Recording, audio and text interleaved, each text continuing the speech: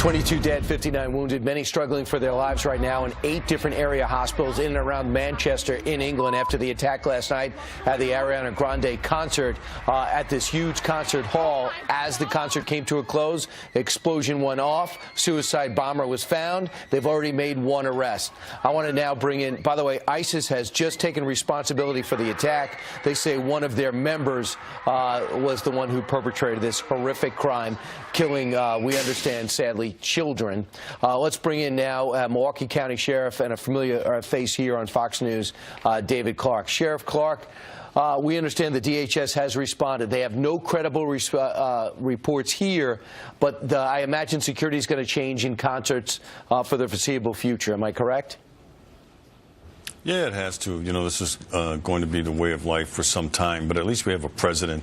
And doesn't he make you proud, you know, just to listen and watch him on the world stage and how the world gets to see that we have a leader.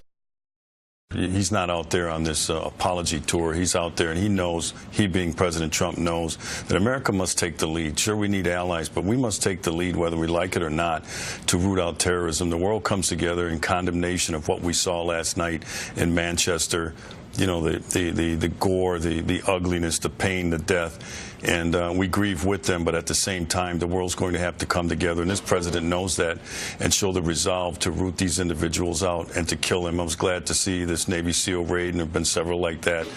Those are the sorts of things that are going to have to be necessary. But the world's going to have to support us, come along with us, but support us if they don't want to or they don't have the means, because this is a worldwide problem. Now, I've said this before, that it's just a matter of time before there's a suicide bomber in the United States again. And, you know, it's going to be a game changer, obviously. You mentioned the changes that are going to be necessary at some of these mass events. That's what the terrorists do. They go after events where there are a lot of people so they can inflict a lot of damage. But we cannot shut down the American way of life because of this. We're going to have to stare this evilness down. Al-Qaeda, once again, shows that their immoral elevator has no bottom floor. These are the people who have put people in cages and set it on fire, put people in cages and dropped it in water to have people drown, chopped off heads, attacked Christians in prayer on Palm Sunday.